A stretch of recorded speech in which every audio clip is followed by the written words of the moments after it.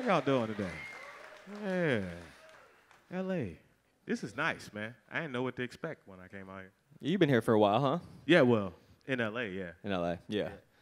So the first time you came out to LA, actually, what 1996? I remember reading. Yeah, 96. Either late 95, early 96. Was that was when J Dilla was working on the second Far Side record? Or about actually, to? it was after. He was out here doing India Davenport, actually. Okay. Yeah. What was your first impression of the Los Angeles music world? You know what? The funny thing is, I was a big West Coast fan of West Coast hip hop, like in Detroit, prior to ever stepping foot on this side. Right? What was your first kind of favorite rap record from the West Coast? Obviously, NWA. Yeah, makes sense. But you know, I was listening to like CPO and Of course. Ice-T, and Cube, and it was man, I was a West Coast head. So, you know, it was cool. It was good that the sun was as warm as they said it was. Yeah. If I can ask you a question you've been asked probably 12,000 times, can you want to maybe? I'm sure the audience would love to know what was your kind of when you first met Dilla? What was your kind of impression? What was the story behind that? Oh man, it was 1986, so we were like kids, 12-year-olds, and you know, I think what bonded us first was just like hip hop and dancing. Everybody was dancers, you know. Breaking and messing up your T-shirts trying to windmill. So, you know, it was really just that. We bonded over music and the love for the art, you know. So it was really, I can honestly say I couldn't see the music guy then. Yeah. It was just a homie, you know? Yeah. I once talked to Ma Dukes, and she said that Dilla could, like, he would DJ for, you know, at parties. And, like, 2 years old, he could, like, pick out the right record and spin it. And like yeah, that. no, he actually taught me how to transform. You know the old school like stereos, the wooden cases where they would have the record player, the 8-track, the radio, the speakers all in one case. Yeah. Yeah. After school one day, on my Duke's big gigantic turntable contraption, he taught me how to transform. That's great. And you know, we went off DJing parties after that. So what kind of equipment were you guys using at first? You know, the usual. Technique 12s. Yeah. You know, that was he lucked out though because he had an older uncle who gave him his.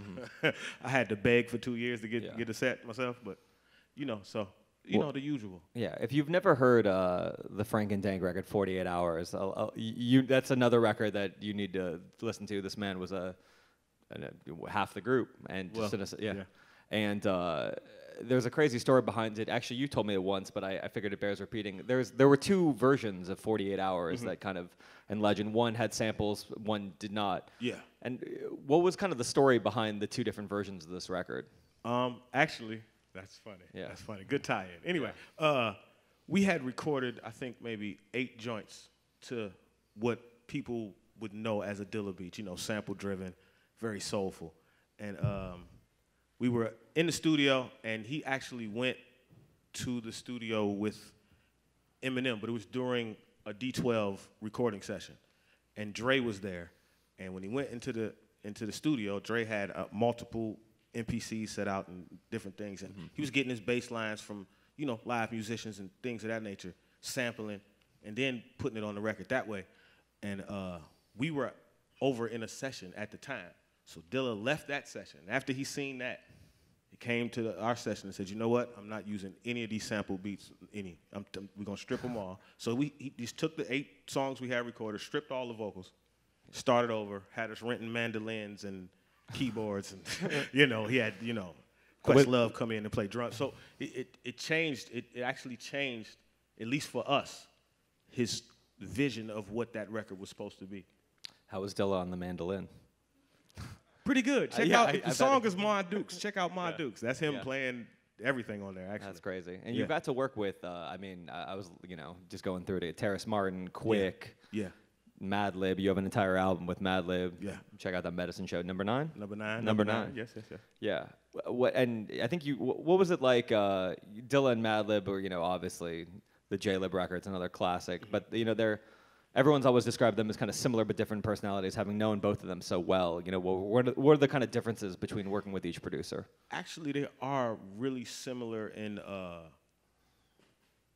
demeanor, but I think I don't know how he did it, but MadLib is like deeper, like he's like really covered up. Yeah, he doesn't talk. No, not at all. Yeah. Like, I've interviewed him, and like, you know, you'll do the transcript, and it's like you'll have interviewed him for an hour and a half, and there's like 90 words. 90 words, really. Like but they're all brilliant. His level of excitement is woo, woo, and that's it. That's what the people told me. Like, I was like, so what was it like when MadLib and Dilla were hanging out? And they're like, they were communicating like mostly through like telepathy and grunts. Yeah, they like, it's not a lot of talking. It's a lot of noise making, pounds, fist. Yeah, it wasn't a lot of conversation. What was it like? You were in the studio with MadLib when you were, which is rare. No, that's a story and a half. That record is because listen, guys, this is how it goes. When someone calls you and says, okay, especially MadLib, you know, calls you and says, hey man, let's do a record. I'm gonna give you some beats, and you expect MadLib to give you some beats. It wasn't about money. It was just my homeboy, and he happened to be MadLib, and we're gonna do this song. And we did like 5 songs in 2 days, which was unheard of anyway. So I said, Lib, how about I just record my vocals to some of tracks that I have at home, some dummy tracks, and just send you the vocals. And he looked at me and said, you can do that? I said, yeah, I'll do that. He said, all right, cool. And that's how the album got done. Like, I didn't hear the actual finished version of the album until it actually came out, because Lib is just so off. You know, he just always in the lab working. It's always trying to craft his art that he don't even thinking about. He's not thinking about normal everyday life. It's really just music and work. Let's work. So, yeah, no, that experience was crazy. Yeah, just like buried in records too. Yeah, like you can't see him. It'll just be like the, you know, just coffee and records and weed. Yeah, it's weed, coffee, records, and Quasimodo. Yeah. That's the formula right there. So we're about to have you recreate Pause, but maybe you want to say a little words about Welcome to Detroit, obviously another amazing record in your catalog, and kind of, you know, obviously Dilla's catalog as well. Yeah. Well, you know, I guess the most interesting part, a lot of people like to hear about how that record was made. Like, just to give you a premise, early on when we first started doing Frank-N-Dank records, and it was in Dilla basement working, he would record our vocals.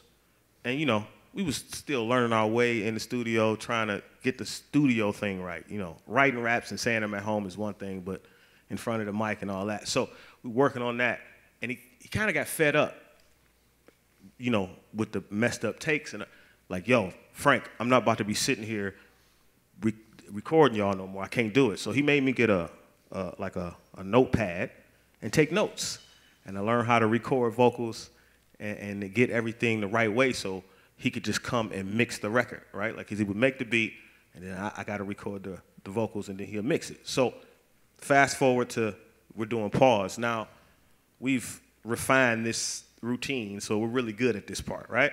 At me recording the vocals, getting me and Dank's parts, and then he can come later and make it pretty, right? So, but the routine was we would go to the strip club first, right?